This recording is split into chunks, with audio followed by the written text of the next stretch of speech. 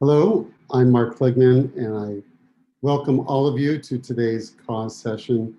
We have a wonderful program planned by various North American scholars. First, I'd like to introduce Samantha M Cooper, who is a PhD candidate in historical musicology at New York University. Her dissertation examines how Jewish New Yorkers engaged with European opera between 1880 and 1940. Samantha currently serves as the Associate Executive Director of the Jewish Music Forum, a project of the American Society for Jewish Music.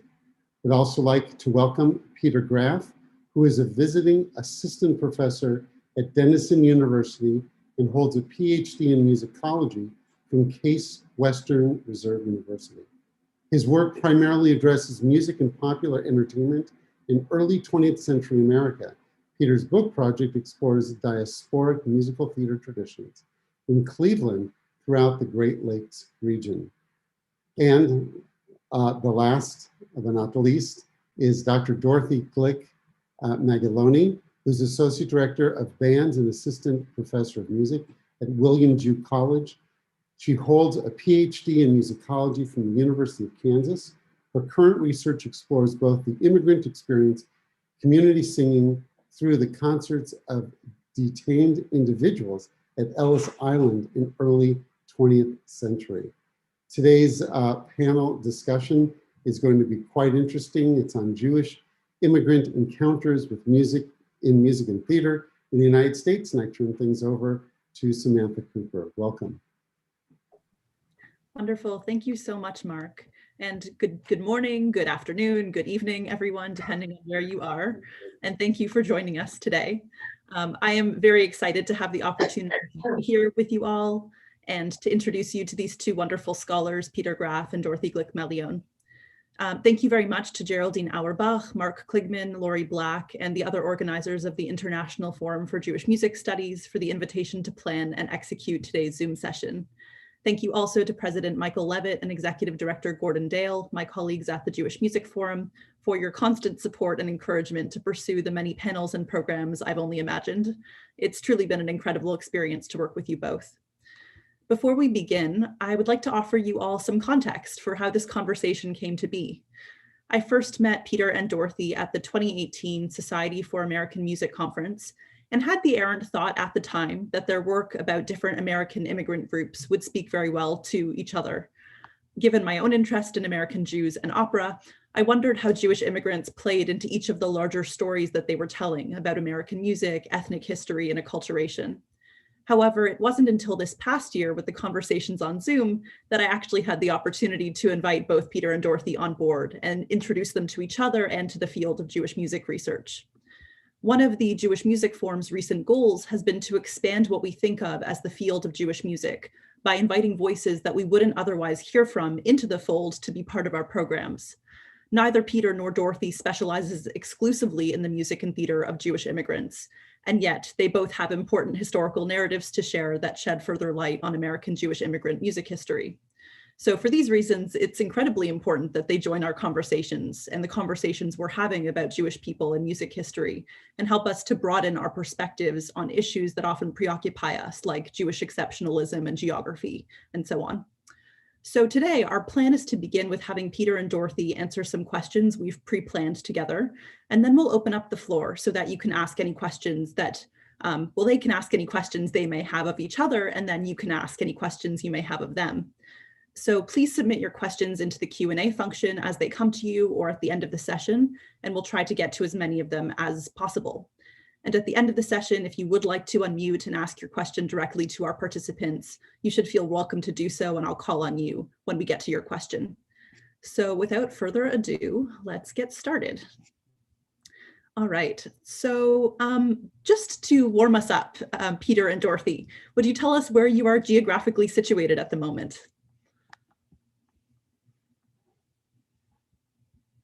Sure. Thank you for the introduction. Thank you also for organizing this. I feel very fortunate to be among you all today and for the opportunity to share some of the research that I've been living with for the past few years. Right now, geographically, I'm just outside of Columbus, Ohio. I am also very thankful to be here today, especially seeing all of these wonderful people from all over the world, some of whom I've read your work. So I am really excited to share some of my work with you today. Right now, I am living in Kansas City, Missouri, and William Jewell College is in Liberty, Missouri, which is just northeast of the city. So I'm right smack in the middle of the United States. Wonderful. And to each of you respectively, what is your general area of interest and what drew you to the subjects that you study?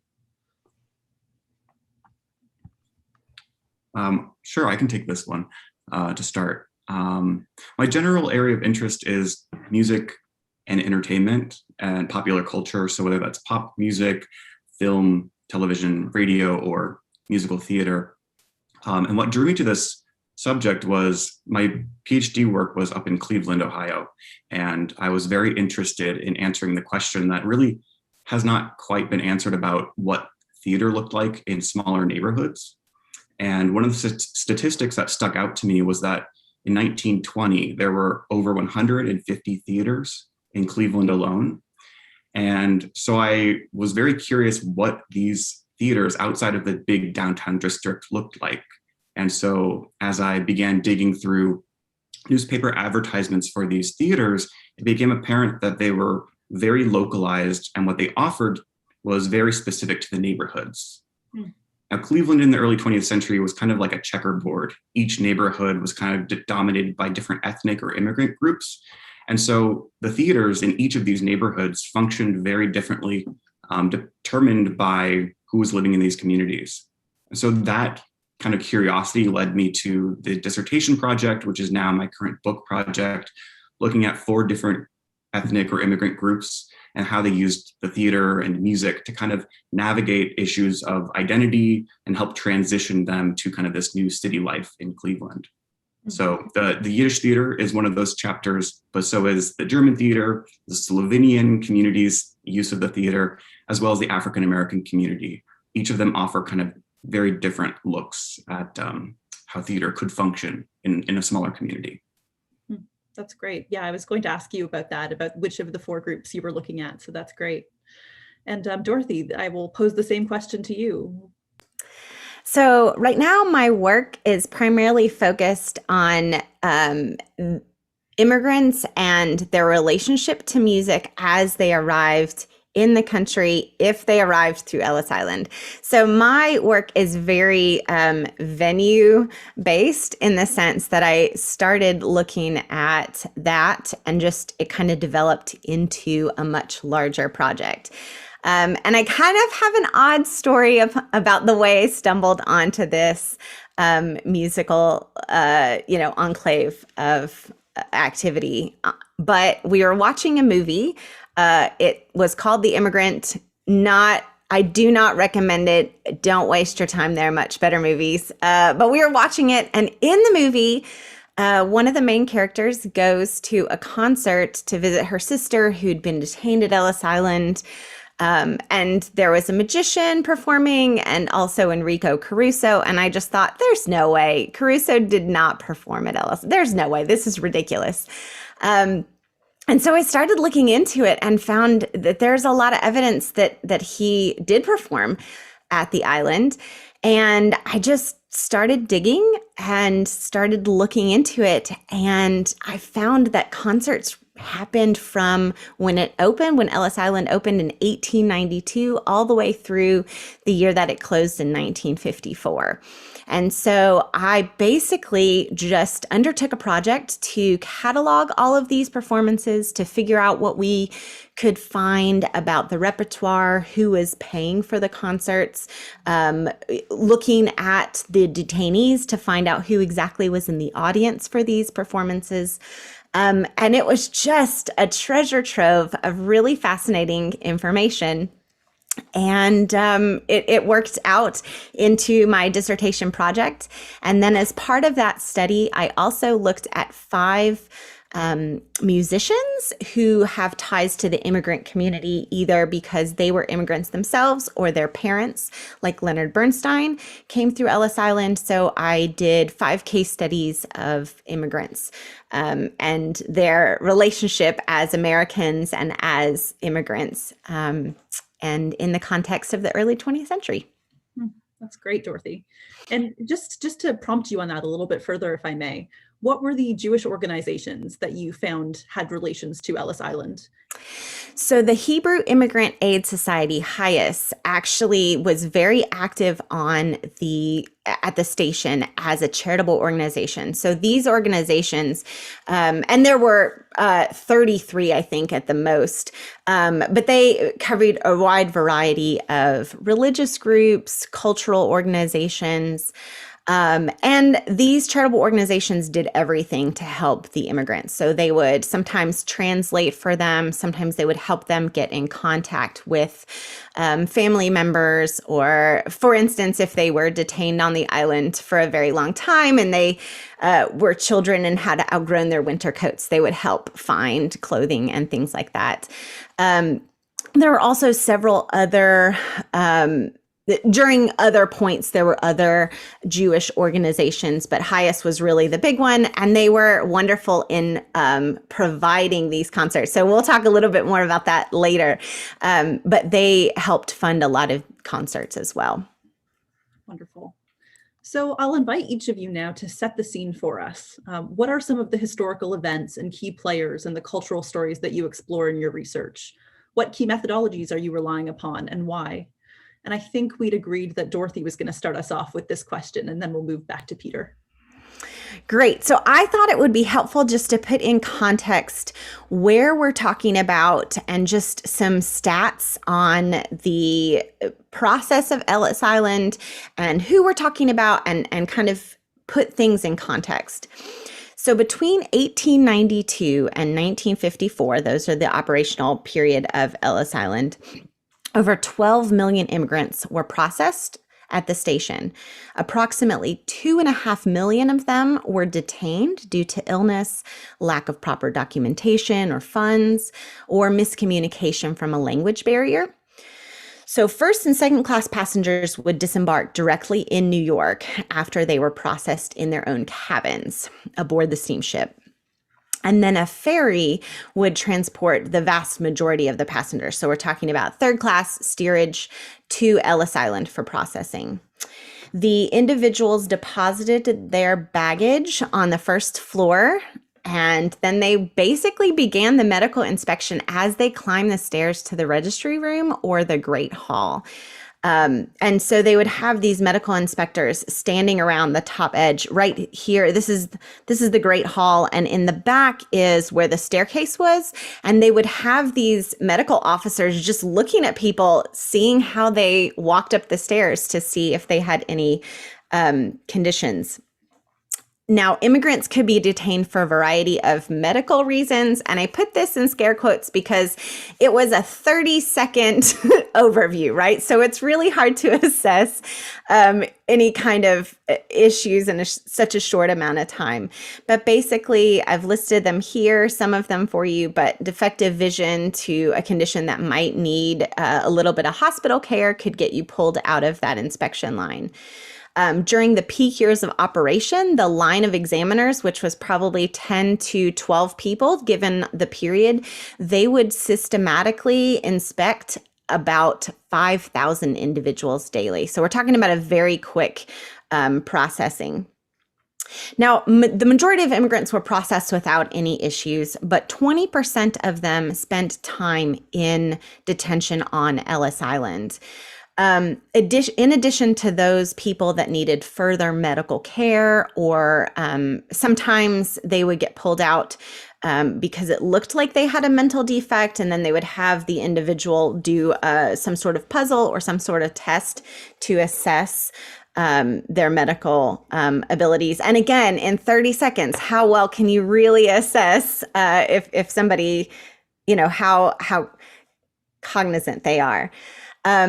So in addition to people that needed medical care or further inspection, immigrants sometimes had to wait for funds to be released. Any unaccompanied women or children were automatically detained until a male relative could meet them. And these detentions typically only lasted a few days, but some immigrants spent several weeks or months in hospital confinement, or maybe at the station to wait to make an appeal for the Special Inquiry Board. So as I mentioned before, reports of music making at the station appeared within a year of its opening and occurred regularly throughout the operational period. They featured a wide variety of performers. Thanksgiving, Christmas, those were major annual celebrations. Largely, and I mentioned Christmas because there were a lot of Christian organizations working on the island, so they felt that it was very important to celebrate Christmas at the station. And there were really just numerous reports of these holiday festivities, which many included musical performances that ranged from really prominent celebrities to just local community ensembles. For example, in 1920, immigration officials arranged for the Seattle-born Metropolitan Opera soprano, Alma Simpson, to sing at the Christmas celebration alongside a violinist, an alto, several dancers, and Keith's boys band. Other ensembles included the Letter Carriers Band, the Governor's Island Band, which was a military group, Washington Irving High School Girls Band, the National Orchestra, and I'll show you a picture of that in a second, as well as numerous educational, religious, and cultural organizations at both the local and the national level. A lot of these concerts occurred on Sunday afternoons, particularly starting in the second decade of the 20th century. And they were funded primarily by these charitable organizations, which included HIAS, as I mentioned before. So sometimes there is a connection between the organization and the performer. For example, the Italian Welfare Society, they were the ones that really wanted to get Enrico Caruso to the island. Ernestine Schumann Hank performed, which we'll see a picture of in a second. But these Sunday afternoon concerts weren't just for the people that were detained. It also brought friends and relatives of detainees, as well as residents of New York and New Jersey, to the island. So let's look at a couple pictures of these. So here we have, and I'll zoom in just a second.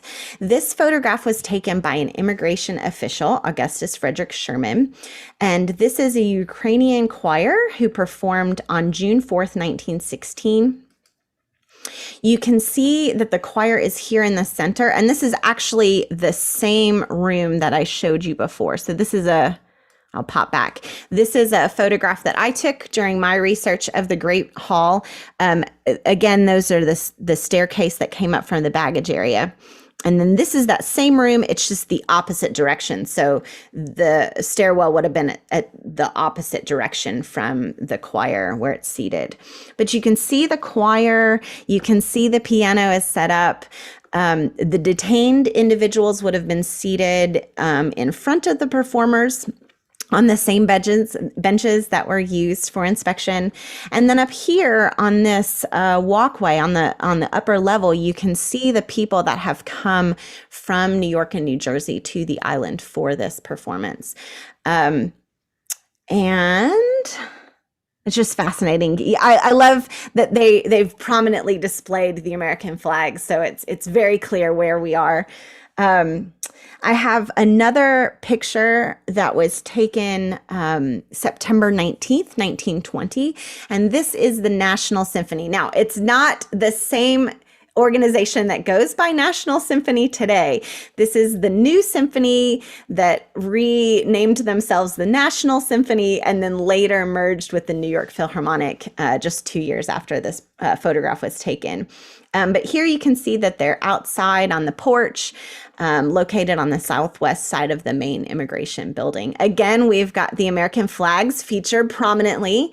You can also see that in this photograph, the people seated closest to the stage would have been those from New York and New Jersey. And then the immigrants would have been standing in the back. But you can see there are some immigration officials, and there's this big wide space to keep the detainees separated from the people that are watching the concert who have come specifically to see this performance or to see their relatives. This photograph it actually occurred the following week. So we had the National Symphony, and then the very next week is when Ernestine Schumann Henke performed with pianist Catherine Hoffman. And here she is. This is Ernestine Schumann Henke. I wasn't able to find which repertoire she sang, except she definitely sang America and the Star-Spangled Banner. So again, with the prominence of the flags and the fact that some of these concerts, I only was able to find, hey, they sang the national anthem, the Star-Spangled Banner. So basically, these concerts, as I mentioned, were sponsored by charitable organizations. And then the immigration officials would oversee that process of picking the performers and the repertoire. But largely the repertoire appealed to middle and upper class sensibilities of the time, with works and genres featured from the classical canon, so opera arias, chamber music. There were also quite a few pieces from the popular repertoire that were present on the island, but 3 truly American genres are notably absent from these performances. So jazz, blues, and ragtime are omitted. And in 1922, the American Baptist Home Mission Society, again, one of these charitable organizations that worked alongside HIAS, they clearly articulated why the exclusion of those genres in, quote, "The immigrants were given the best music and not fed on jazz and ragtime," end quote. So through my work, I found that music really did serve a significant purpose in the years of operation. And depending on the period and personal perspective, the concerts served many roles. So depending on the workers for the charitable organizations, a lot of them write about it being a humanitarian effort, comforting detainees. Some people thought that they were offering, quote, "a glimpse of the manner in which America entertains its guests," end quote. And notably, it's interesting that they use the word guests there and not future Americans. Another quote I found about the purpose for these concerts was teaching, quote, "the newcomers to our shores something of the institutions of the land they are about to adopt their own," end quote. So that one, you can see that the person was projecting, okay, these are going to be future Americans here. And then it really can be viewed as part of immigration assimilation with the Americanization movement, which had its height from 1915 to 1921. So I know that was a very long introduction, but I wanted to end it with kind of the perspective and the words for one of these commissioners of immigration. They were the person that on Ellis Island oversaw day-to-day operations, but kind of they came up with the vision of how immigration would work at the island. So they dictated the laws. Some of them, not the national laws, but they would dictate exactly how the processing occurred. So this is Dr. Frederick C. Howe. And you can tell that he definitely had a humanitarian viewpoint. I beg to enumerate the changes and activities that have been inaugurated at the Ellis Island station for the comfort and service of the immigrants since my appointment in September 1914. He also he had the benefit of serving during wartime, so immigration was slower, so he could devote more time to things like concerts. And I think this was just part of what he wanted to do in that comfort sense. He also was a commissioner who brought benches outside so people could enjoy fresh air.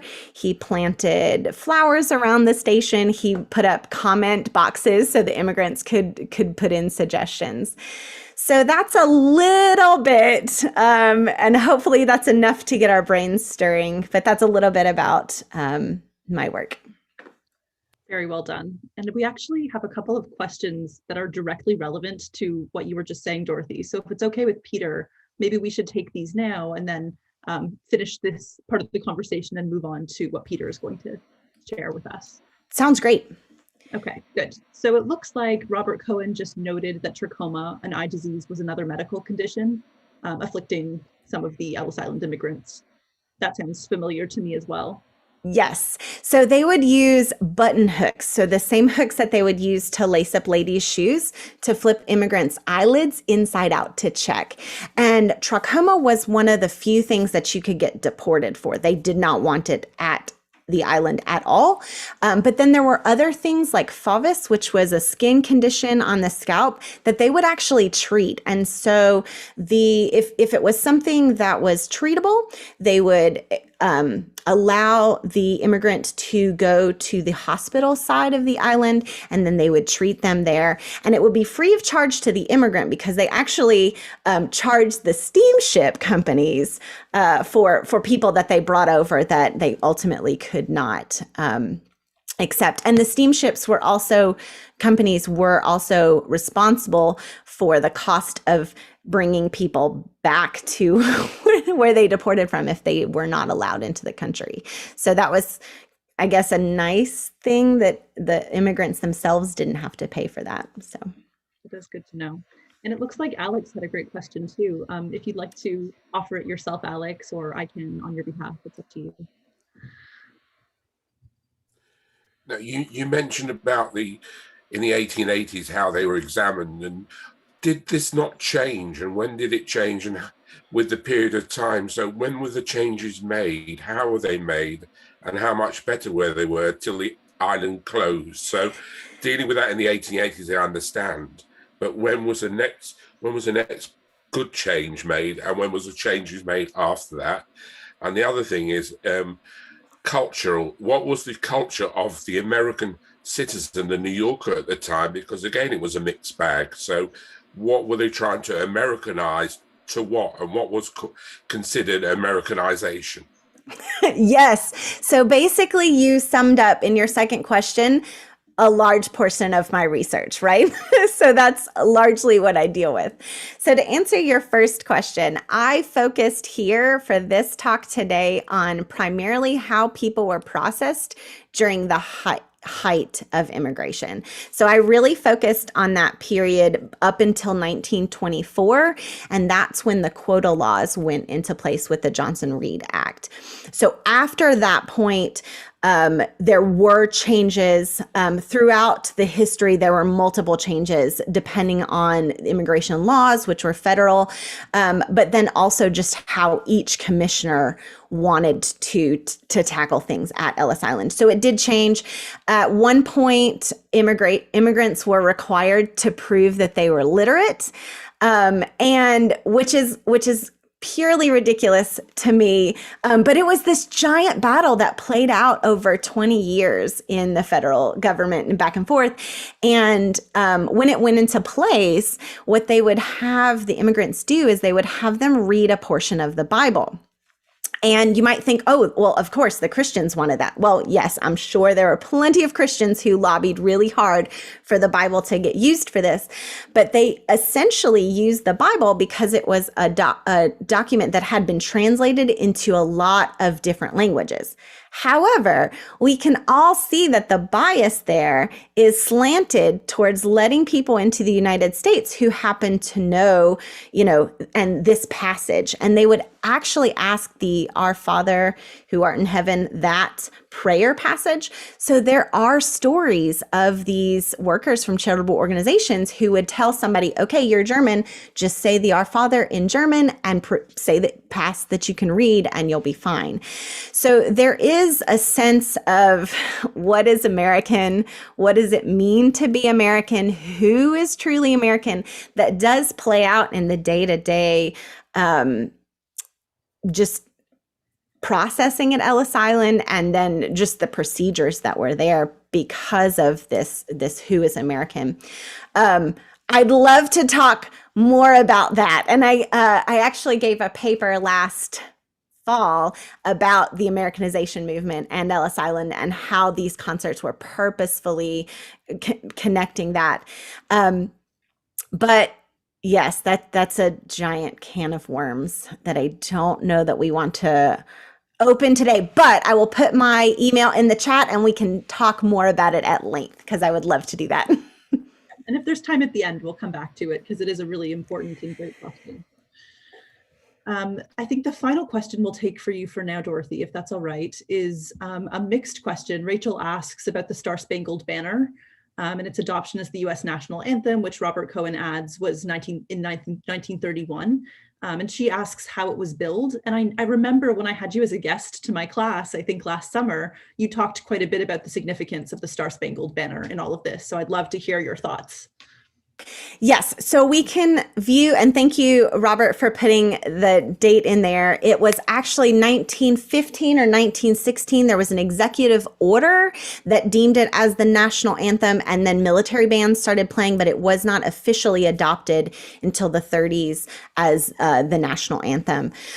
So yes, that does play into the conversation, right? Because we see that the rise of, more concerts are noted. Hey, they started with the Star-Spangled Banner, or they ended with the Star-Spangled Banner. America was also one of the songs that might have potentially made it to national anthem status, but ultimately did not. And we see that that is also on a lot of these concerts as either starting or ending, or sometimes both, right? We can start with America, end with the Star-Spangled Banner. We've got it all covered. So that is part of the conversation. It's also part of the conversation that the Americanization movement is right around that time as well. And so the height of that was 1915 to 1921. And there are reports of people that were like, if we just have students sing the Star-Spangled Banner in school, they will become Americans by just singing this song. How great, right? And I am also working on a book chapter about community singing, and there are quite a few newspaper articles that mention these people at Ellis Island, they're listening. And granted, there's no way that people from all of these countries just magically know the Star-Spangled Banner. It's kind of hard to sing. It's got a really wide range, but they write about it as, they just heard the Star-Spangled Banner and then poof, they're Americans.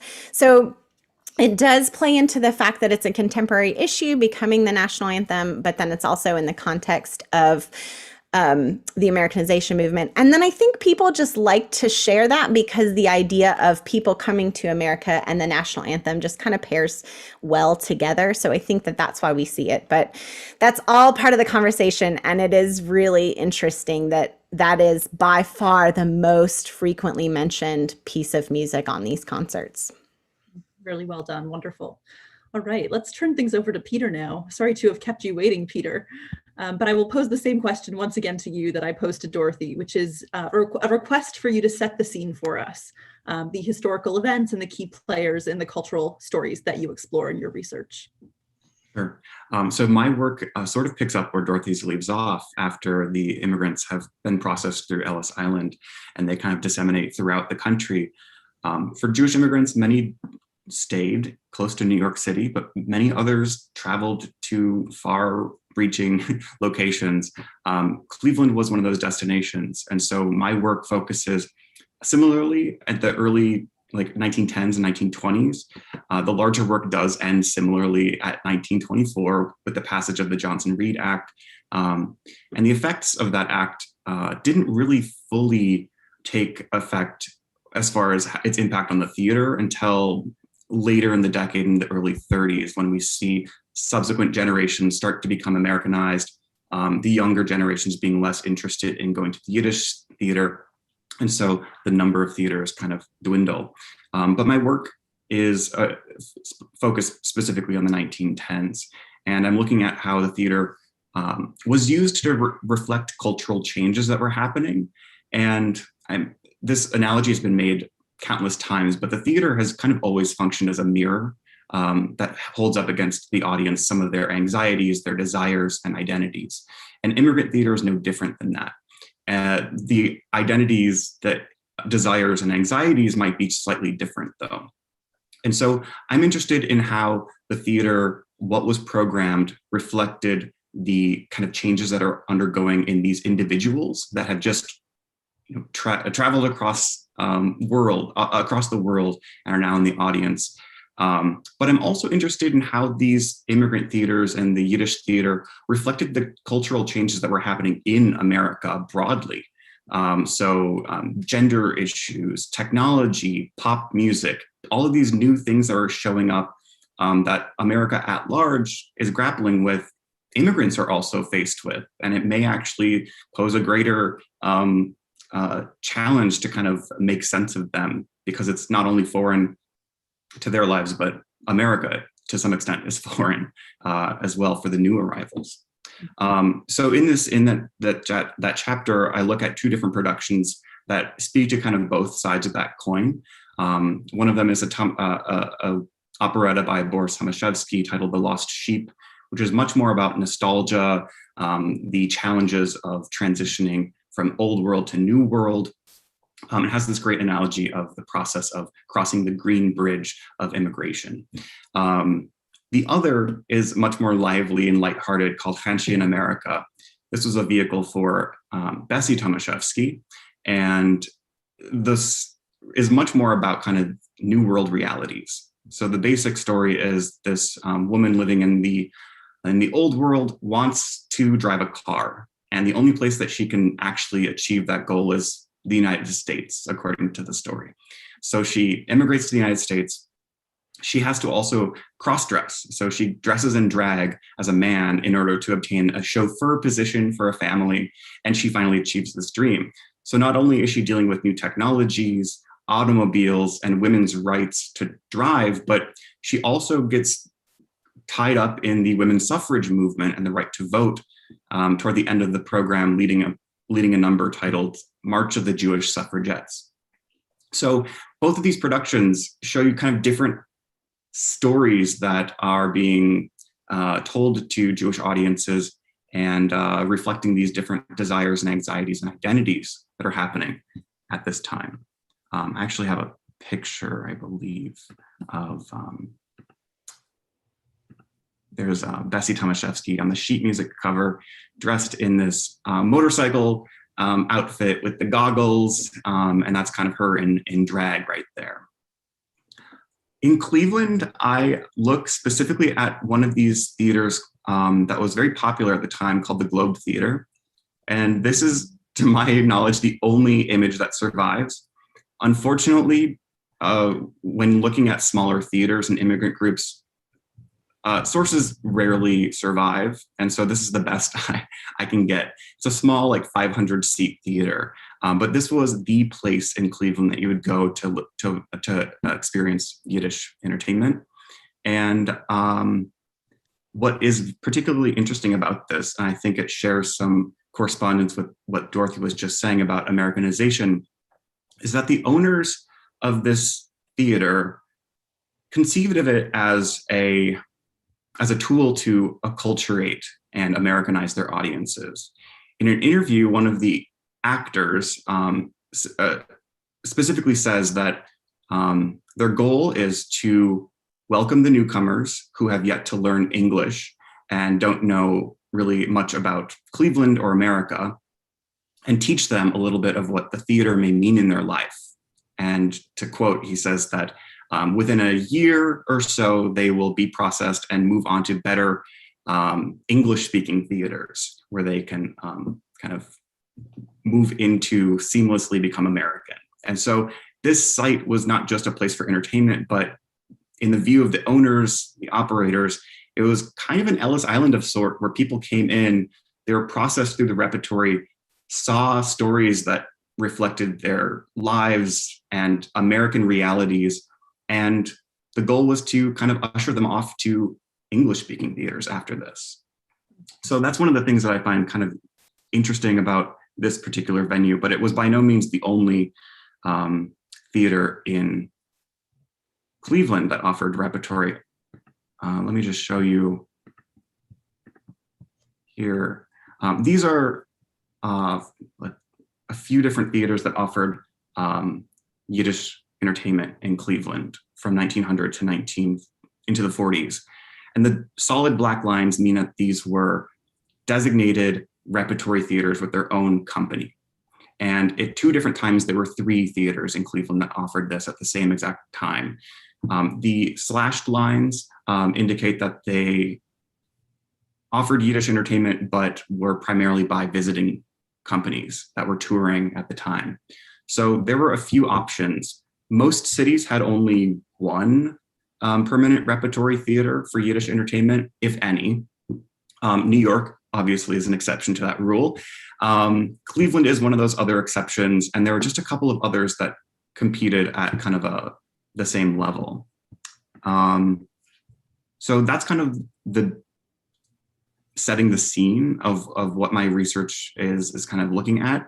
The new work that I'm getting into is zooming out. So my new research on this chapter zooms out a little bit to see how Cleveland is connected to a larger network of Yiddish entertainment, Yiddish theater that really sprawled North America and the entire diaspora across the world.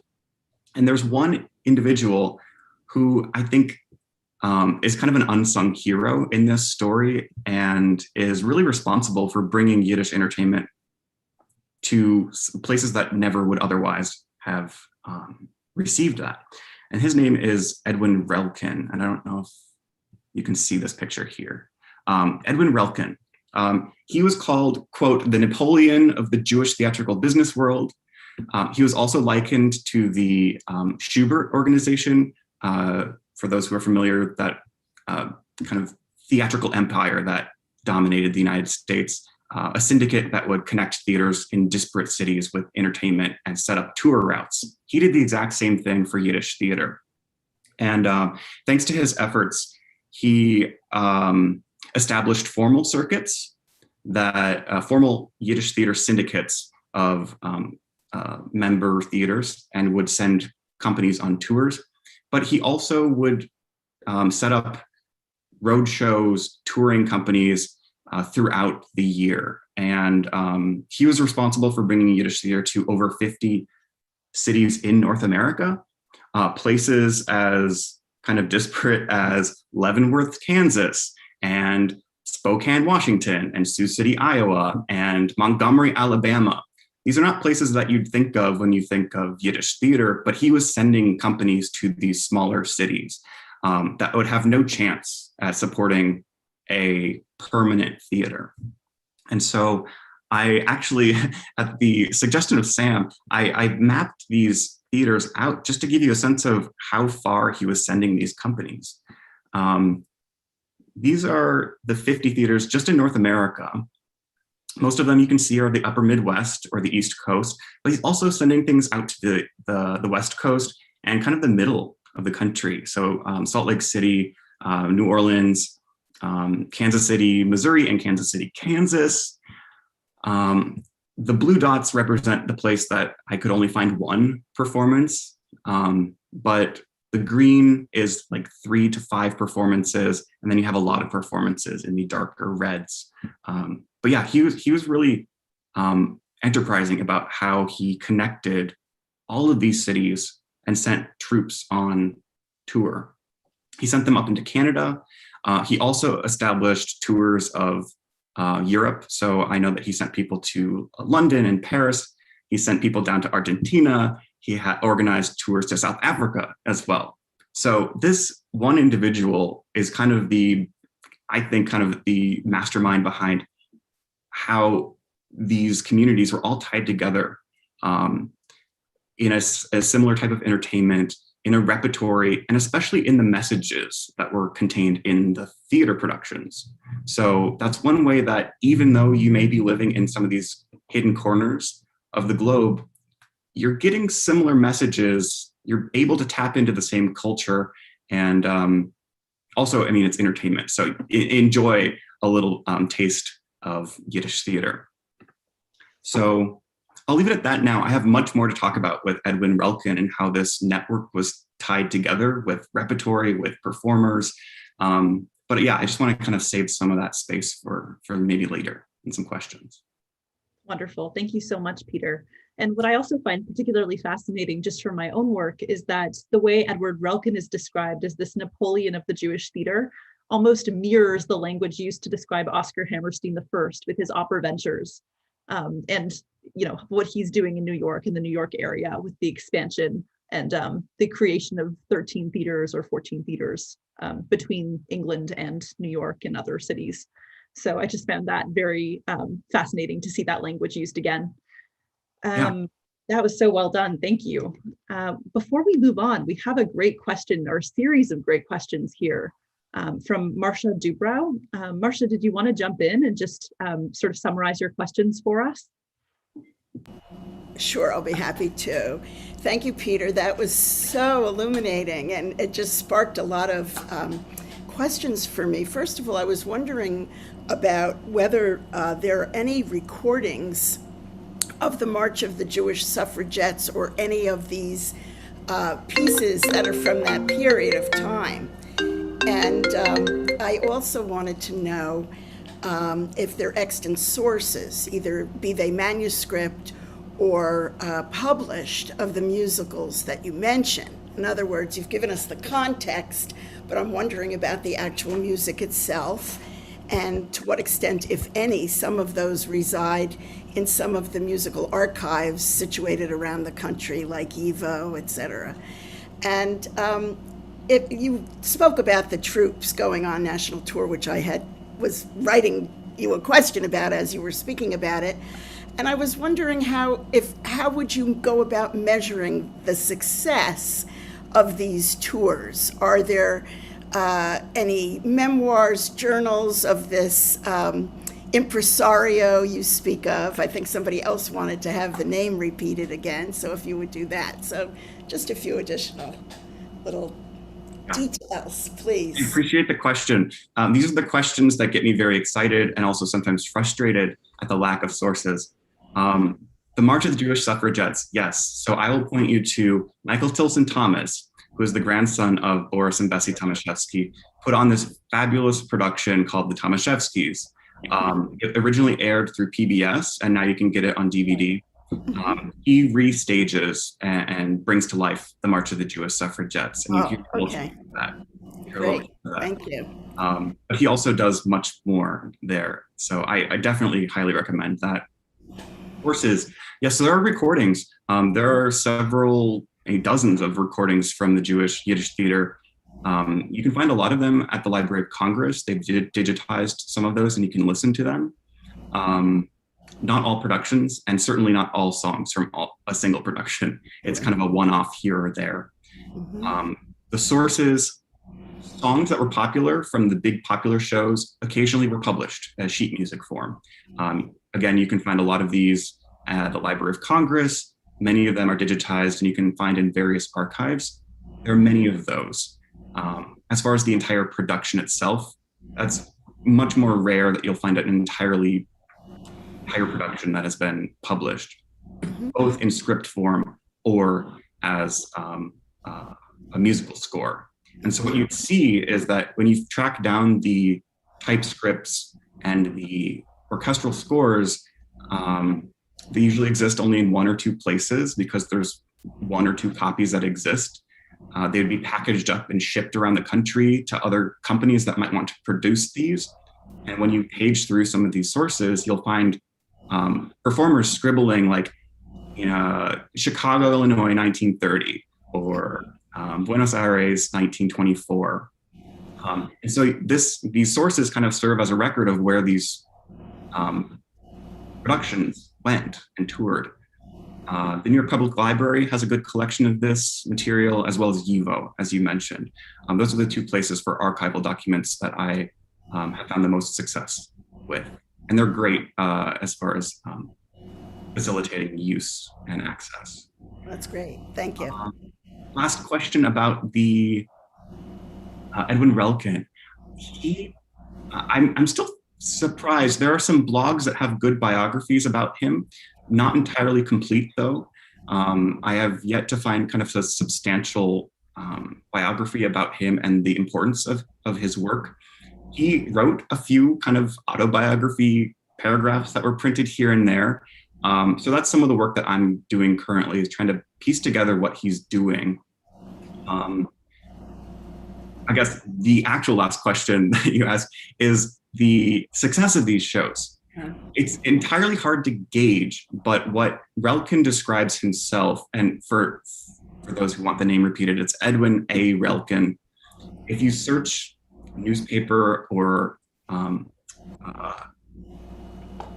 genealogy newspaper source websites, and you find any advertisement for Yiddish theater in any city, usually you'll find his name printed somewhere in the advertisement saying presented by Edwin A. Relkin. So he's there if you're looking for it, but oftentimes we skip past that and just look for the title of a show. So I started paying attention to that name. And he describes that it was very lucrative for these companies, especially New York companies that had the summer off. And this is one way that they could stay afloat, is they would go on tour throughout the summer season and make money. And one of the reasons that they would make money is that local organizations would use these opportunities as benefit concerts, essentially. They would pay up front for the company to be there, maybe $500, and then charge tickets for individual ticket holders. So the companies didn't really lose much money because they got all of the booking fee right up front, and they didn't have to worry about packing the house. So if you're lucky, you'd fill the house. And if not, the local organization that sponsored the benefit would kind of have to foot the bill. So it's hard to know whether they were packed houses, but we do know that it was financially a lucrative business for these companies that decided to go on tour. Nicely done. And I just to circle back a little bit to both of you, if you don't mind, would you tell us a little bit about the kind of methodologies that you're thinking about when you approach this material? Any approaches that stand out to you that you would point us to, that kind of thing? Sure, the methodologies, yeah. So my work is very heavily archival based.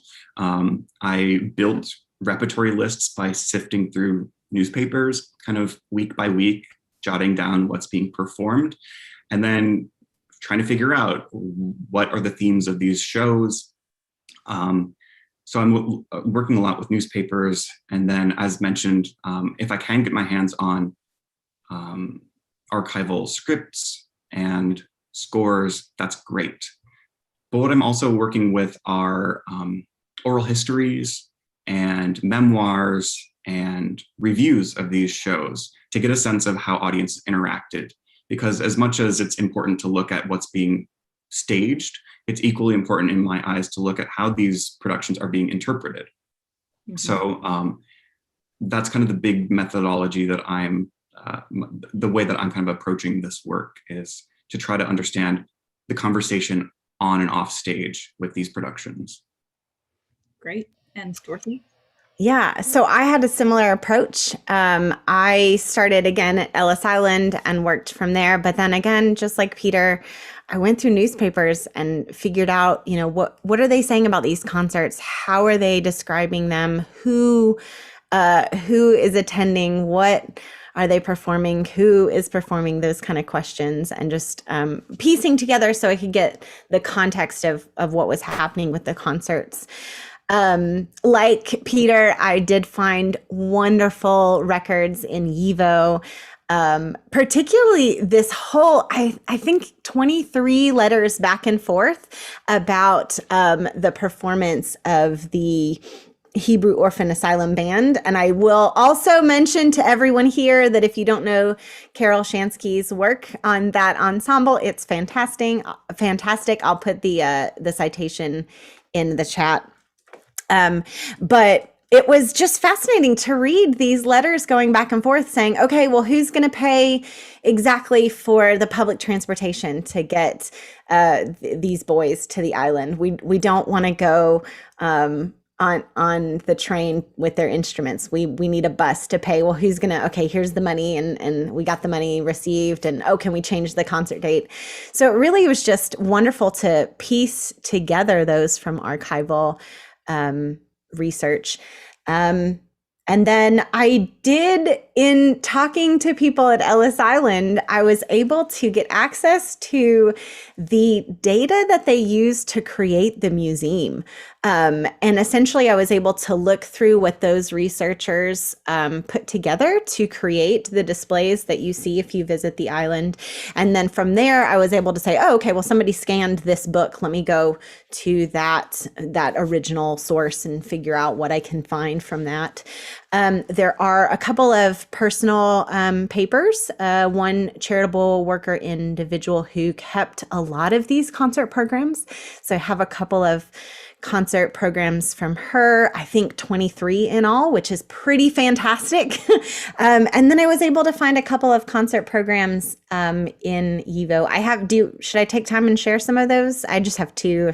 Okay, yes, okay. Alex, thank you for that. I will definitely share those. I like this kind of stuff, so so here are two concert programs that I found in YIVO on microfilm, and I'll zoom in a little bit so you can kind of see what's going on. Is just at the top of most of the concert programs that I have, it says who funded the performance and when it took place. But here, speaking of the Star-Spangled Banner, look what we have that opened this concert.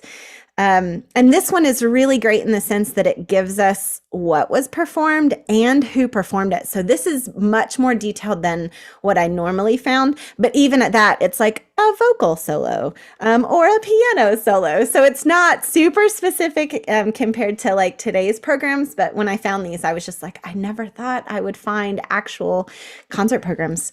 And here's another one. And again, it's pretty detailed. Oh, it opens with American. I'm pretty sure this one closed with the Star-Spangled Banner. So you can see here, you know, we've got Corelli, Mozart, Brahms. We've got this classical canon represented. So archival work is where it's at. It's super fun to dig through and piece together the story from that. And then you put it in larger context. Wonderful. All right, so now we kind of get into the meat of things with this conversation, and I'll move to our next sort of series of questions, which have to do with the larger narratives of immigrants in music and theater, and asking each of you to tell us a little bit about how Jews fit into these larger narratives. You know, based on your respective research discoveries, are Jews exceptional as social actors in the American immigrant scene, or are they conforming to patterns you're seeing with other immigrant groups? And perhaps we could start here with Peter, if that's all right. Sure. I've kind of hinted at this already, that most immigrant groups used music and theater in similar ways. And so there's clear overlap between groups, regardless of where they came from, what group they belonged to. To some extent, there's very little difference in how the theater reflected their social life.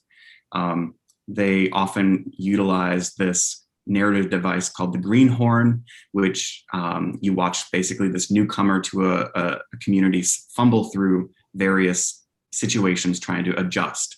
And this is a great device because it basically holds up a mirror, allowing audiences to identify some of their own struggles, having stumbled themselves. But it also allows them to gauge how far they've come as an immigrant, that they're no longer making those same mistakes. And so the greenhorn is one of those conventions that you find in most immigrant theater traditions, dealing with the new world realities, longing for home. These are all things that are common. Function-wise, I also see similarities that these groups use the theater, first of all, to entertain. But beyond that, they celebrate a shared heritage among the audience.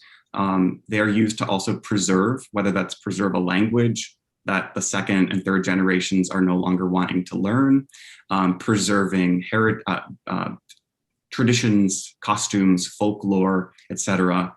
And the last is to educate. And this takes a few different forms, both educating the younger generations of traditions, educating the outside audiences, if some of these groups do speak to kind of an outsider audience, and also to educate immigrants on new issues, especially those who are illiterate. They can go to the theater and sometimes learn about social issues, current events that are happening. So those are similar functions that I find across the board. There are some distinctions with the Yiddish theater, though, but I don't know if Dorothy wants to jump in at this point before I go into some of those. No, it's great. I love it. Keep going. Sure. Okay. I think the biggest distinction with Yiddish theater is that it had perhaps the largest impact on American entertainment and music overall than any other immigrant group. We see a close association, especially in New York, between the playwriters that are the composers and playwrights for Yiddish theater and that on Broadway. And we see in subsequent generations this kind of shifting over into the mainstream. And so there's a greater influence, I would say, from the Yiddish theater world onto mainstream American entertainment. All right, then Dorothy, we'll turn it over to you. So for me, I'm seeing similar kinds of things to Peter. For instance, on Ellis Island, the Jewish organizations are funding concerts in the same way that Christian organizations and cultural groups like Ukrainian culture groups are funding concerts in that same way. There's a similarity again in the way that they're purposeful about who they're having perform and what pieces are being performed to some extent. And some of that, I think, some of it's obvious, right? So I did find a concert program sponsored by a United Methodist Women's Christian organization that featured all hymns, right? So that's clearly related to the mission of that organization. But then sometimes, we'll have a Christian organization that will have one or two hymns amongst other pieces from the classical repertoire. And with the Jewish organizations as well, we see that. So sometimes it's very obvious, like, okay, all of these performers are Jewish. But then sometimes it just happens to be like, well, of course, this society is going to fundraise to have the Hebrew Orphan Asylum band perform. Like that's, I don't think it's necessarily a purposeful, other than these are the people in our organization, and this is an ensemble that we want to promote. So in a lot of ways, it's very similar to the other group. Somebody asked earlier about other organizations that were active, and I should also mention there was a women's group. Council of Jewish Women were also funding concerts on the island. And then the New York Travelers Aid Society had Jewish connections as well, in addition to Catholic and Protestant connections. So there are, in some ways, it's very similar to other things that are going on. But I think the biggest difference is the evidence that was preserved, right? The care that somebody had to keep those letters about this performance for immigrants on a Sunday afternoon about bus fare, right? Like somebody thought to keep that, and which is wonderful because then I can go and look at it and read it and figure out what was happening. So I was able to find a lot of information through YIVO with that. So I think really the preservation of some of this is one way that it's a little bit different, but in the context, it's very similar. Yeah, well done. I was going to ask you about that too. Peter, was there something you wanted to add? Yeah, I just wanted to add one thing that somebody mentioned earlier, the Hebrew Actors Union, and that just reminded me that that's another distinction, is that there was a greater level of infrastructure happening within the Yiddish theater world.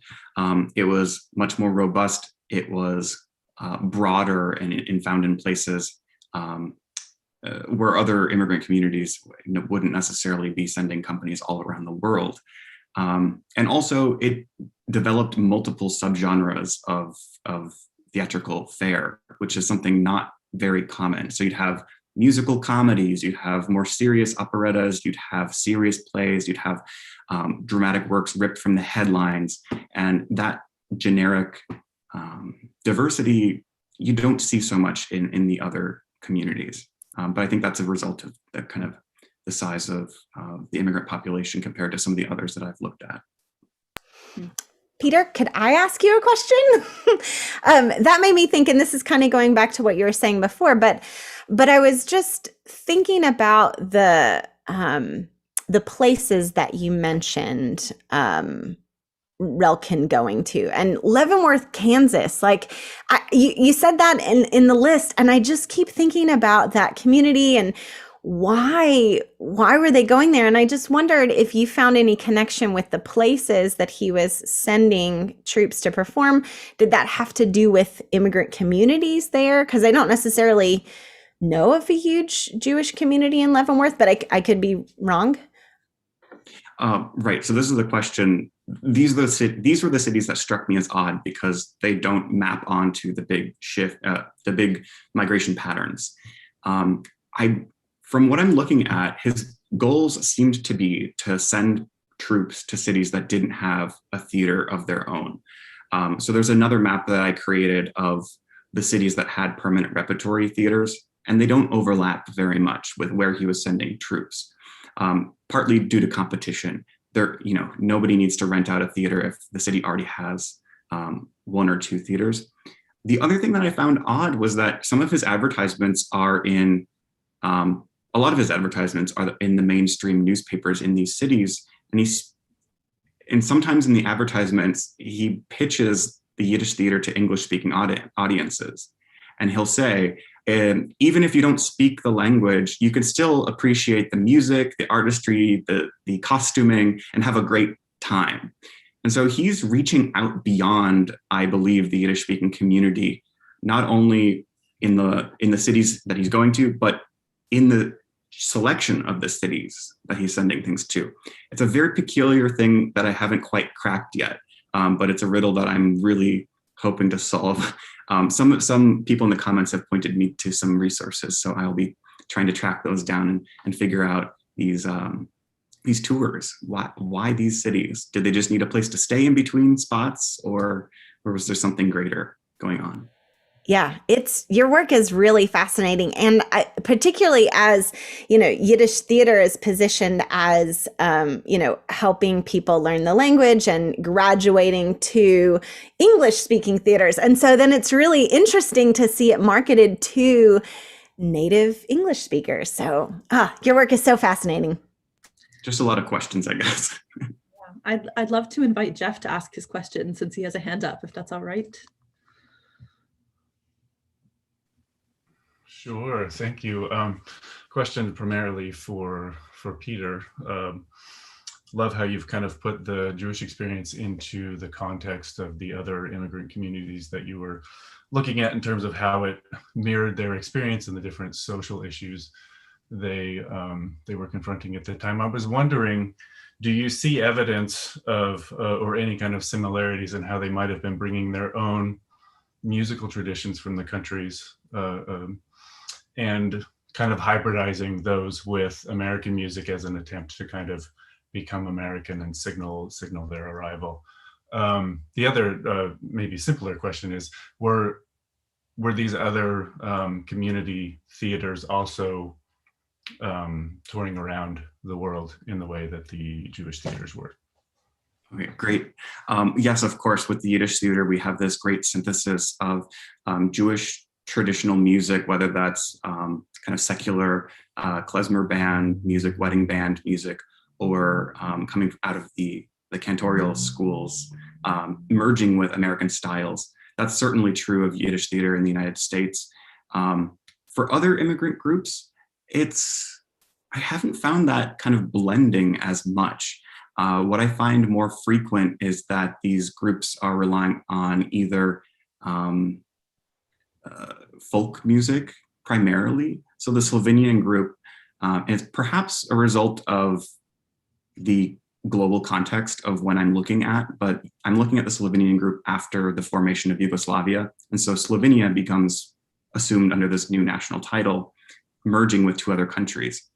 And so there's this kind of nationalist push in the immigrant diaspora to kind of hold close the traditions that they're fearing are going to be lost under this new tradition. So folk plays, folk costumes, folk songs are pushed to the forefront. And in fact, multiple troops are formed during that time. They did travel to other immigrant enclaves in the United States, but there were fewer of those. So it's not the extensive network that you see with the Yiddish theater. I haven't seen such a kind of obvious merging of styles of music outside of the Yiddish theater. Is the time period you're looking at similar, or I didn't catch in your... Yeah, so I'm looking at from like before World War I, like from the start of World War I, 1914, and to about 1924. So in that 10-year period, you'd think there would be like jazz influencing all of these styles, but I don't see that. I don't see that quite as much. In the German theater, they're really holding close to German anthems, classical style music, very little ragtime jazz that I see there. Now, once the United States enters into the war, they kind of cut back on the pro-German music and kind of embrace more the StarSpangled Banner, Columbia Gem of the Ocean, America, all of these patriotic anthems of the United States. So they use music to kind of signal their patriotism to some extent, but not so much pop music of the day. Yeah, not like doing Yankee Doodle in Yiddish or something like that. Yeah. Well, that does exist, but not so much in the Slovenian community. Gotcha. Thank you. All right. I think if Alex and Randall don't mind, there's one more question I'd really like to make sure to ask Peter and Dorothy. So I'm going to do that, and then I'll come back to both of you. I will not forget about you and your questions, I promise. Okay, so the last question I really wanted to make sure we had a chance to talk through was the obvious contrast between Dorothy and Peter's research, which is that Dorothy positions New York as the epicenter of immigrant and musical activities. And then Peter responds with insights about how Jewish immigrant experience in other regional areas of the United States complicates us discussing New York as this epicenter. And so I wanted to open the floor to both of you and ask you to discuss this with us a little bit more. Does this sort of encapsulate what you're seeing in your archives and your resources? I guess I'll go first here. So New York really, it becomes the hub for the Bureau of Immigration's principal station because it's just the largest point of entry in the late 19th century. So between 1830 and 1889, almost 70% of immigrants arrived through New York. So when federal laws stipulated that we needed a place to do better and more thorough, yes, 30 seconds is more thorough version of a medical inspection, they needed to build a new place to do this. And it was logical to have that as New York.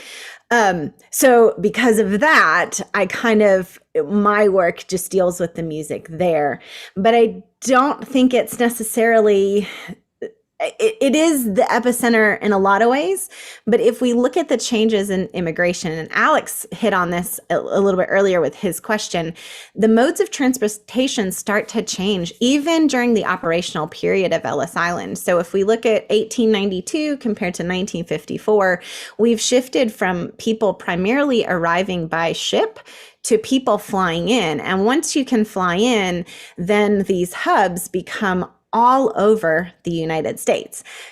But to push back against that, Peter's work is the same time period as mine, right? So we really think of immigration in the context of New York City, but it's New Jersey, it's Kansas City, it's all these places, because once immigrants enter the country, they have to go someplace or stay where they're at. And so I think that that's one of the reasons I was really excited about today, Samantha, in bringing the two of us together, because I think it pairs really nicely together. I hope I didn't steal everything you were going to say, Peter. It doesn't look like it. No, not at all. I was actually going to emphasize the opposite and kind of argue that, yes, New York was indeed the epicenter. As much as over the last few years, I've tried to convince people that New York doesn't need any more attention and we should talk about other cities and locations. I can't ignore the fact that, of course, New York was kind of the center of cultural production for almost all immigrant groups, including Yiddish theater. But what I want to emphasize, I guess, is that it was maybe the engine, but it wasn't the entire machine. The engine, of course, New York, many of the playwrights, composers, the producers and actors are all there. But their survival was sort of dependent upon the larger network that they were connected to, Like I mentioned, the summer tours, this was a big revenue maker for these companies and kept them afloat. They could buy new sets and costumes for the coming year by going on these tours. There were communications that went both ways. There were playwrights and composers living in other cities that wrote things and got staged elsewhere. Isidore Lash was living in Cleveland and wrote several productions that were staged in New York. But the shared overlap of this kind of machine is the thing that's more interesting and shows how you can't really divorce any one city from this larger network. The touring companies, as I mentioned, went from place to place. And there were companies that were coming out of Montreal and Toronto. The touring companies were not just coming out of New York City. There was also the issue of the Hebrew Actors Union. They had a stipulation that if you wanted to get membership to the Actors Union, you had to gain years of experience working elsewhere. And so you have this kind of surplus of talent being pushed out to other cities. Oftentimes it's the ones nearby, in Newark, Pittsburgh, Toronto, even Cleveland. And we have these memoirs and stories about people saying, yeah, I came out here to gain these years of experience, and they end up staying there. So that's one of the ways that we fortify this infrastructure, is by sending talent to these other cities. And the last is just repertory, shared stuff being sent from place to place, companies from place to place. It's hard to divorce any one city because it's all really closely tied together. So yeah, New York, definitely the epicenter, I agree. But it's a little more complicated, I would say. Yeah. Well, and I was struck too by just the commonalities and what was happening at the concerts on Ellis Island for people who just arrived, and the way that the theater is for people who've been here a little bit longer and are more established but are still transitioning. And so it's kind of interesting too how there are so many similarities in the purpose of these performances too. Yeah, indeed. Great. Well, let's finally invite Randall, who has been so patiently waiting to ask his question. Thanks for both of your excellent presentations. Peter, I was struck by your comment when you were talking about the theaters that they want to get people into the Yiddish theaters so that eventually they would go see better English plays. And it struck me because I've been looking at the Americanization issue from the record company standpoint. And it's very clear that Americanization in the record companies had a very sort of economic drive. A two-sided record of klezmer music or Jewish music was about 75, 85 cents. A single-sided Ernestine Schumann Hunk record would usually be $2 or $3. So there was a good reason to get them sort of hooked on records with music they knew, but hopefully get them to buy better records. But I wouldn't think that the theaters were so connected, because they were like, is the Yiddish theater part of this overall theater experience of trying to do that? Or do account books show that it's much cheaper to see a Yiddish show and more expensive to see an English show? No, so this is very specific to this one theater that I was looking at. Okay. I would assume that this was a rare viewpoint because no theater owner wants to lose customers. But this one theater, the owners and the actors spoke multiple times about how they wanted their purpose to be to help acculturate these new immigrants. The one quote does say he wants to be able to pass them off to better theaters. Maybe that was an advertisement ploy. Maybe it was a way to try to attract customers and say, oh, if I go to this theater, I can, quicken my fitting into my new surroundings. It was not, this one theater was not connected to other theaters. It was owned by Jewish patrons, and it wasn't like a ploy to funnel them to a more expensive theater. But yeah, it's that anecdote is specific to this one theater in Cleveland, and probably it's not reflective of other theaters. Thanks. One quick thing: have you gotten down all the way up to Warren, that far south? Because they just restored that Robbins Theater, which was a vaudeville theater, and I don't know if they had Yiddish plays there. Yeah, I don't know. I know that they sent troops around the region from Cleveland, but no, I should look up that area. Thanks.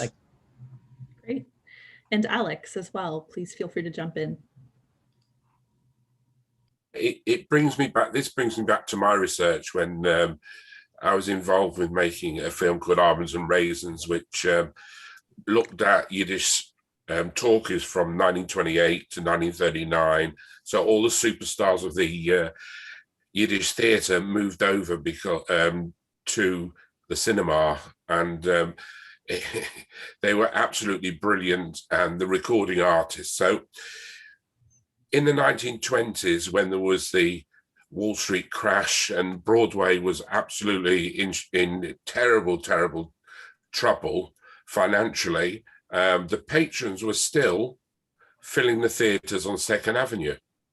And they did a different play every night, something special. And, you know, the Tomaszewskis, the Adlers and Molly Pickon and so on and so forth. These were superstars that were embraced by the non-Jewish world as a tremendous, I mean, in their carriages, in their furs, in their, you know, lavishly dressed with people falling at their feet. I mean, you don't comprehend that. It's like the Beatles of today, or, you know, Elvis Presley or something like that. These people were not just the Jewish world, but to the non-Jewish world. You know, Douglas Fairbanks and Charlie Chaplin, and they were all people like that were huge patrons of the Yiddish theatre. And it survived until the talkies, and then the talkies took over, and then it became they became superstars again and recording stars. So this is what I gleaned and gained, and then came the radio with WEVD, the station that speaks your language, you know, from the Forward Company, and YIVO was very, very helpful. So all these people, instead of emancipating, going to become Americanized, actually went full circle and became back to the Yiddish roots, because they found that the immigrants wanted a slice of Poland, the Heim, the Hague, you know, the where they came from. So that's what sort of redeveloped and developed again. And I think it's the same today. It seems to, there's an evolving cycle every so many years. Go and become non-Jewish, and if you went from the Lower East Side to the Bronx, you'd made it. So, you know, this was this was the thing in those days. Any comments on these things? Because that's my research.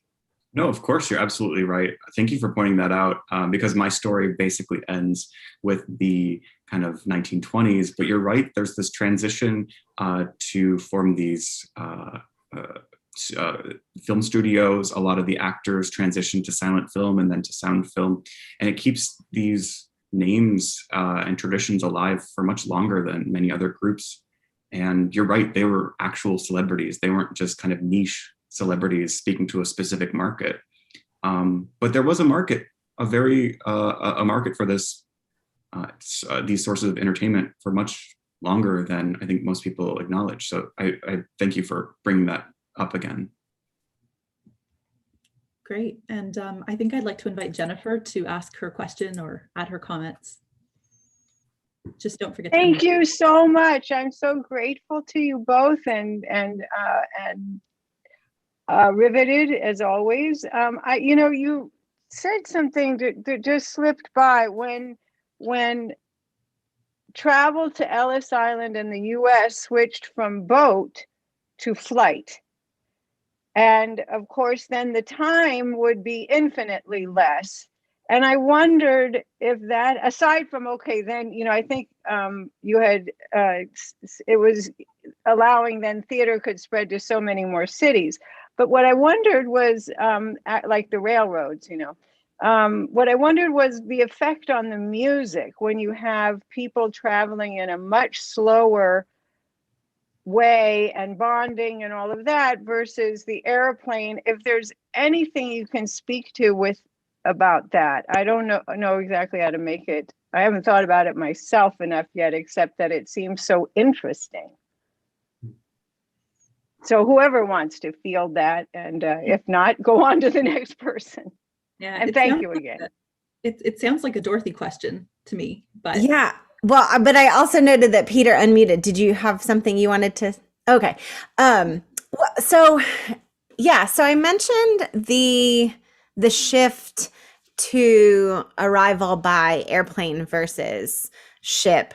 mainly in the context of being the epicenter, right? So Right. New York was kind of the hub for at least my work in this particular area. But you do raise a good question, right? Because and I think this is where teaching at a liberal arts institution and wearing many hats, I teach our world music class, which we call the myth of the universal language, which I love, right? Because music means different Yay. to different people. And in the context of that class, we do talk about music and migration and just the fact that sometimes when people migrate, it's forced. Sometimes it's voluntary. Sometimes it's voluntary, but the people feel like they're forced. So it's kind of an in-between situation. And I think music is positioned in a way that it's very easy to bring a song with you, right? Like it doesn't take up any space. It doesn't matter whether it's a plane or a ship. Right, The song right. is- So I think there's a sense of that.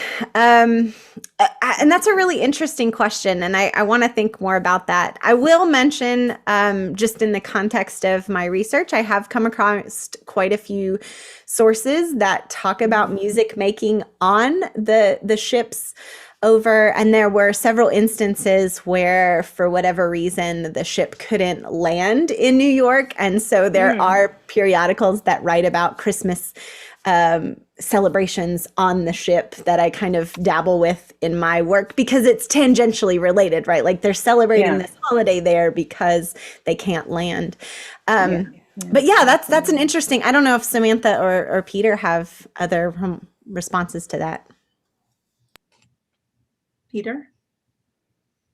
I don't really have much of a response to that, but what you were saying, Dorothy, about people being able to bring a song with them just makes me think about how this process is carried out today.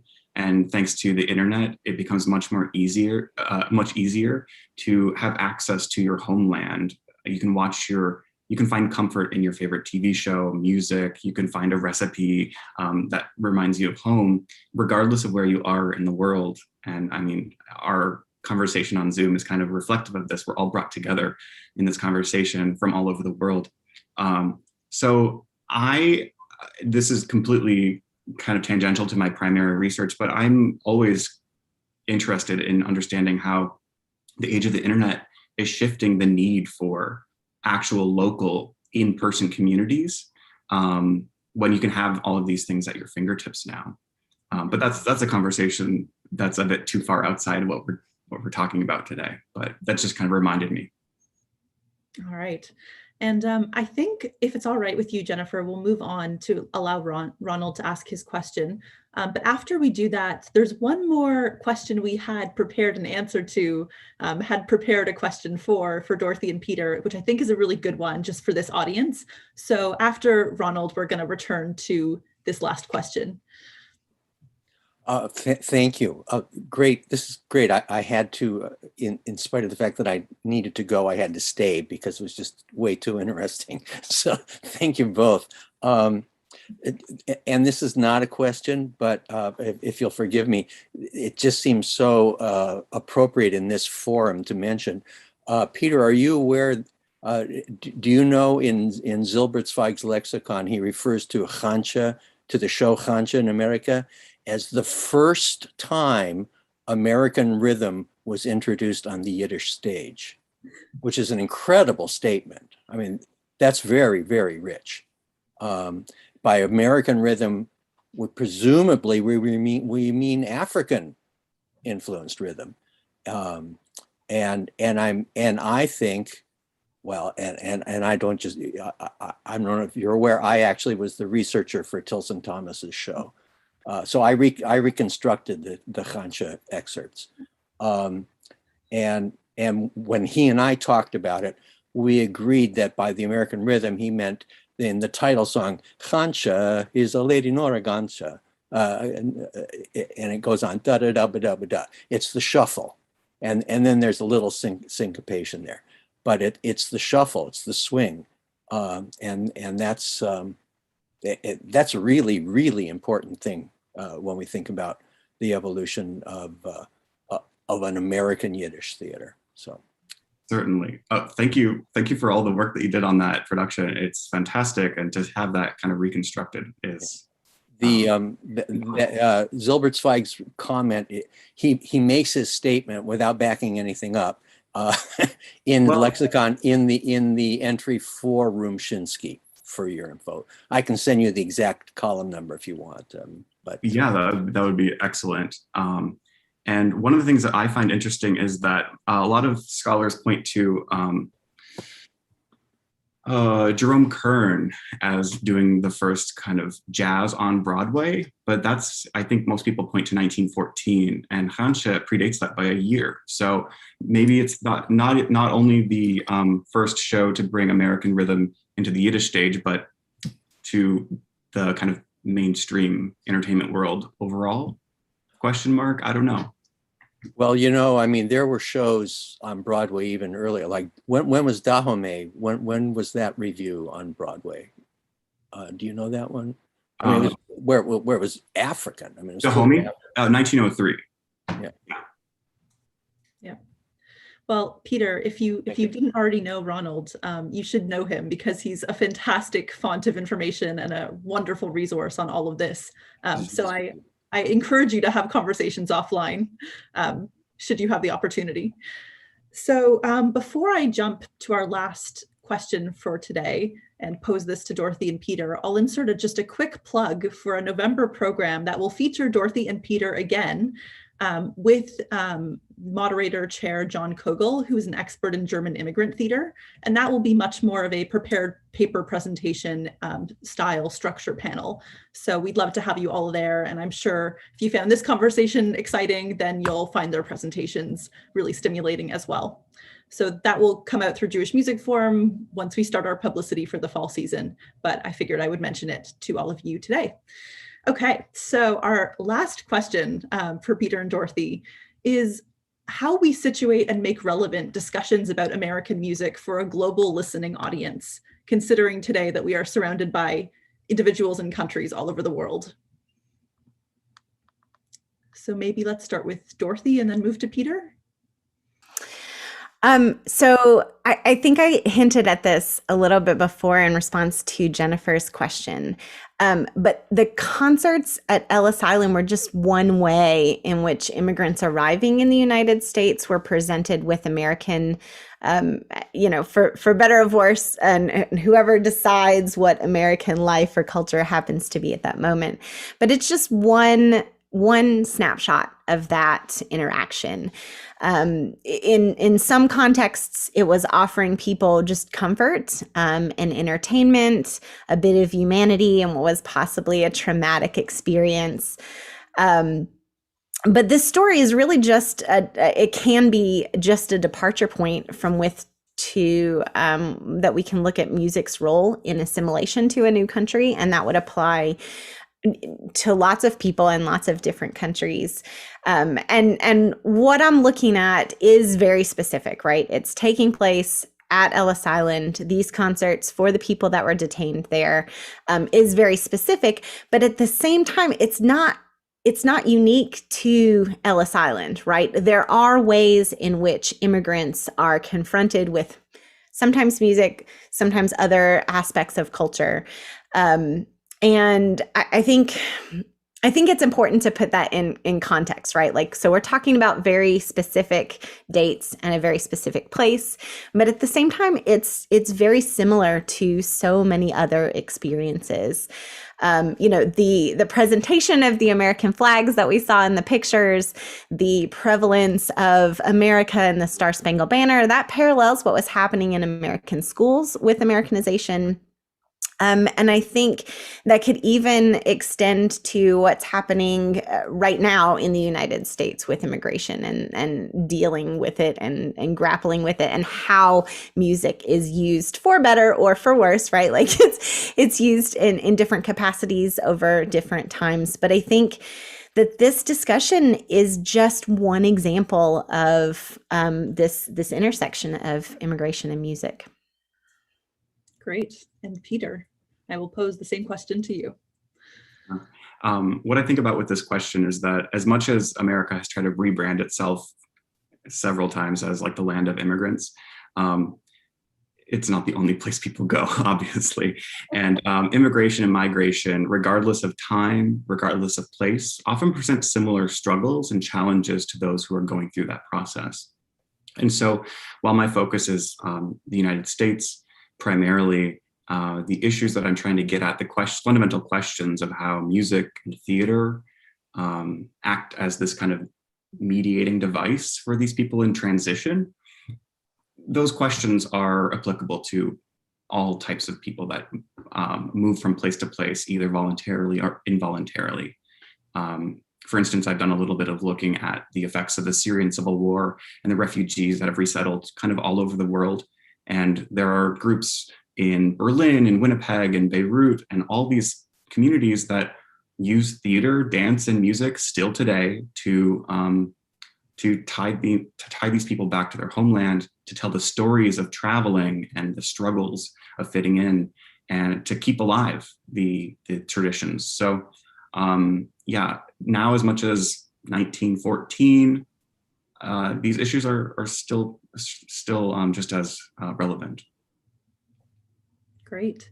So I think in terms of preparation, we'll leave it there. But if you have other questions or comments that you'd like to ask our panelists, please feel free to put your hand up, stick a comment in the chat, and I'm happy to hand over the mic. Ronald, did you have anything else you wanted to add, just because your hand is still raised? You're muted at the moment, but let's see. You're still muted currently. Oh, there we go. There. Forgive me. I didn't realize that this hand was still up. It's all virtual. I didn't know. No, no worries. How do I undo that? Oh, Lower hand. I see. Okay, the same way I raised it. Thank you. So sorry. No, please, no, not a problem. Alex, I think that hand was deliberate, so I'll ask you to take the floor. What Peter said, and others, America, you talk about default, immigration, migration. When we're talking about the Yiddish theatre, I mean, for the fact of the matter was the Adlers, who came from Poland, went to London because of the relationship with the chief rabbi Adler at the time, and they performed in pubs and places like that in the East End of London, and they were chucked out of London by the Orthodox, and then they went to Paris, and the same thing happened before they eventually found their way to New York through Ellis Island. So it wasn't their choice, it wasn't a choice of theirs. It just happened to be because of circumstances. So with the immigration and what happened, circumstances also play a part. If the boat didn't land there, they didn't know. So people ended up in Liverpool because it was a way going to America via Europe. And they stayed there because they thought when they got out, they thought it was America, and so on and so forth. So people, it wasn't necessarily by choice, but sometimes because of financial and various other circumstances, they ended up in different places entirely to where they should have gone. And that's how you get South America, because of the pogroms, Argentina, Uruguay, the largest communities in the world after in the 1880s, where because of the pogroms in Europe, people emigrated to these places, and Yiddish theatre was set up, and Yiddish newspapers were set up, and so on and so forth. So, America or the USA wasn't the first choice for many of the Europeans that came. It just happened to be the circumstance, and history would have changed and would have been completely different. So it's just an observation from my research. So I hope it's been helpful. Yeah, that's a great insight, Alex. Thank you. And thank you so much to Dr. Graff and Dr. Glick Maglione too. I was just going to respond to that a little bit too. So part of this story that doesn't often get told is there were requirements to get on this steamship to come to the U.S. too. And so in doing this work, it just got me thinking about, well, what happened to the grandma that got, separated from her family and sent back to wherever the boat happened to land, right? Because the steamship company was in charge of making sure that they returned to the port that they sailed. But that was probably not the place where they originally departed from. So it's not like grandma went back to that little town that they were from or the city necessarily that they were from. And so it just makes me wonder about all the people that, you know, weren't able to get on the boat or were separated from their families. And I think that that's a bigger part of the story that often isn't talked about. And I know that that doesn't necessarily relate to music, but I think that that should be part of this conversation with immigration too, is that there are a lot of stories that we are uncovering now, but there are a lot of stories that go untold. That's exactly right. And I suppose since there aren't any other obvious questions that have been posed to our panelists, I will ask one more quick one of both of you, which is, what shape are your research projects currently in? What questions are you asking now that you were not asking before? Where do you see this project going? And what kinds of future directions or resources would you encourage the scholars here to investigate if they're curious and wanting to learn more?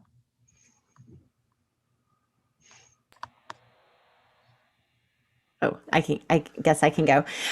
So this summer, I've been working on a couple of book chapters. One is focused on community singing that happened on Ellis Island. So part of that deals with some of the research that I presented here today. So looking at how community singing is described for the immigrant populations. But then there's a whole other side of Ellis Island that we have not talked about at all today. And that's the fact that in the wartime periods or when immigration slowed, they repurposed the use of the hospital to be a departure point for troops going off to Europe. Before the VA hospitals existed in the United States, they used the hospital at Ellis Island to rehabilitate troops that were coming back from Europe who needed a place just to be in a hospital. And so it's kind of interesting to think about the Red Cross being at Ellis Island and the military, and it's just fascinating. And so there is an aspect of community singing related to that. It was used as part of recreation. And the Red Cross kept wonderful records. They hired a song leader at one point to be out on the island. And so I'm kind of expanding. I do touch briefly on that in my dissertation, but I'm kind of expanding that to just look at the community singing aspect of it. I'm also hoping that I can map this project onto other places. So possibly looking at Angel Island, which was on the West Coast, and seeing if there was a similar kind of activity going on there, and the way music interacted with that. And so I'm really just looking for more stories to track down, right? Those stories that haven't been told, to kind of figure out what else is going on that's related to this. Yeah, go ahead, Peter. Great questions to be asking. Yeah, similarly, I'm taking my dissertation work at this point and transitioning into a book. And with this chapter that I'm currently working on, actually the Yiddish theater chapter, so it lined up nicely with some of the new stuff I've been working on, is zooming out. So all of these chapters, I initially was focused intently on Cleveland. And now my question is, you know, how does Cleveland fit into the larger puzzle of theater circuits? And so, yeah, Edwin Relkin is kind of the new stuff that I've been digging up. I will probably be spending a few more months with him and trying to get a sense of how all of this worked. So that's where I'm at right now. And if anybody has suggestions, advice, places where I should look at, either of us should look, please feel free to get a hold of us. Well, fantastic. Shall I come in here, Samantha, and say what a scintillating presentation you've brought to us. Such wonderful speakers who are young and looking at new old material, which is absolutely wonderful. So we've really enjoyed it. And it's very interesting. The International Forum for Jewish Music Studies is thinking of, you know, having been set up last year, having done 52 COZ programs or nearly this year, looking at where we go in the future. And we're looking at a conference and we've entitled it Migration and Transformation in Jewish Music. Basically because that encompasses everything in Jewish music, but particularly I think is relevant to what you're doing. So bear that in mind. We're planning it for 2023. Hopefully we can be together somewhere. There's already somebody in Moscow who says, please come and do it here. So Moscow is pleased to get onto the train of Jewish music research. So, I really thank you so much, Sam and everybody, for what you've done. May I say that next week, we've got a rescheduled meeting of Malcolm Miller and Asaf Shelek from Israel, and they are looking at Israeli art music and saying Israeli music as art music. And what's been so extraordinary about these COZ sessions is that there is a core group of people who come regardless of whether this is their particular interest. And we've managed to cross-fertilize so much, and I think in a really useful way. So thank you again to you, to all the questions, particularly to Alex. Alex is the director of the European Cantors Association, but nobody knows, Alex, of your amazing knowledge of all kinds of Jewish music, and particularly your work in the Yiddish theater. So it's been great to have your questions, as also the questions from everybody else. So I'm ready to sign off, but if you want to say anything, Samantha, otherwise we'll just say thank you so much to you. Well, thank you. Thank you. Yeah, that's all I'll say is just thank you, Geraldine. Thank you, Mark. And thank you to all of you for attending today. And thank you especially to Peter and Dorothy. This subject, just the last word, is absolutely fascinating, and it's never ending. So if you turn a corner, you turn another corner and another corner and another corner, and it's just superb. So I think, Brandeis, do you go to Brandeis or do anything with Brandeis University? Because they have a phenomenal collection on their reprocessing and digitizing all sorts of film and music that will culturally help you with your research, and the archives there are tremendous. And I think it's somebody Revo, I think her name is. I'm trying to think of her first name. There's a mother and daughter that are in charge of the film collection, which probably could answer some of your questions, and you might also find film that you never knew existed, which would help you with the cultural picture of the time, newsreel and things like that, because we are finding things that are just coming up all over the place. So I think maybe go there. They've been very helpful for me, so I'm sure they'll be helpful to you in your research. And please keep in touch, because the whole beauty of this is to make new friends, and once you made friends, keep in touch, because it's a lovely thing to do. We're all doing the same thing, and we get so much joy out of it. I know it's very hard work, but please do so. And thank you for a wonderful, wonderful presentation. Thank you. Thank you, Alice. So see you all hopefully next week.